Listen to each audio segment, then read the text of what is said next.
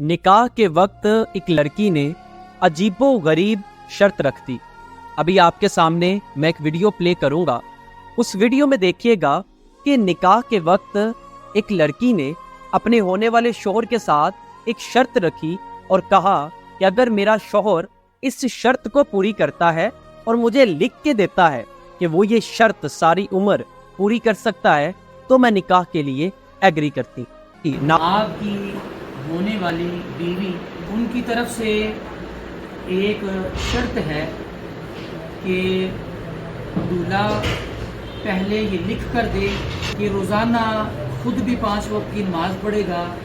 اور نماز کے حوالے سے اگر مجھ سے دلہن کا یہ کہنا ہے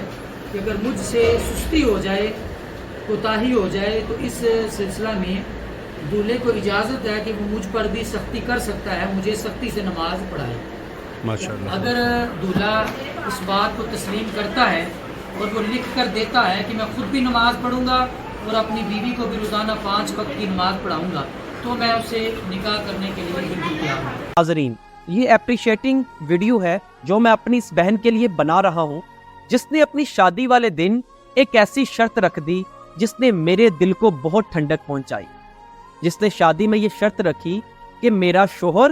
خود بھی نماز پڑھے گا 5 ٹائم اور مجھے بھی نماز پڑھنے کی تلقین کرے گا۔ اگر میرا شوہر یہ لکھ کے دیتا ہے تو میں نکاح کے لیے ایگری کرتی۔ آج جہاں ہماری پاکستانی خواتین کا بھی یہ ٹرینڈ بن چکا ہے کہ شادی والے دن ان کی ضد ہوتی ہے کہ ہم نے انٹری کروانی ہے، ہم نے بے حیائی والا شوٹ کروانا ہے، ہم نے یہ کام کرنے ہیں، ہم نے پری ویڈنگ فنکشن کرنے ہیں، ہم نے مہندیوں میں کپل ڈانس کرنا ہے۔ وہاں میری اس بہن کو میرا سلام ہے جس نے عالم اسلام کا سر فخر سے اونچا کر دیا۔ آج کچھ بہنیں سسٹرولوجی جن کا نام ہے، وہ ہمارے معاشرے میں بے حیائی کو فروغ دے رہی ہیں، لیکن میری اس بہن کا پیغام ان سب فیملی ولاگرز اور ٹک ٹاکرز کے منہ پہ تماچا ہے جو بے حیائی کو اپنی مجبوری بتاتی ہیں۔ انشاءاللہ جب مائیں ایسی ہوں گی تو بیٹے بھی صلاح الدین ایوبی جیسے پیدا ہوں گے۔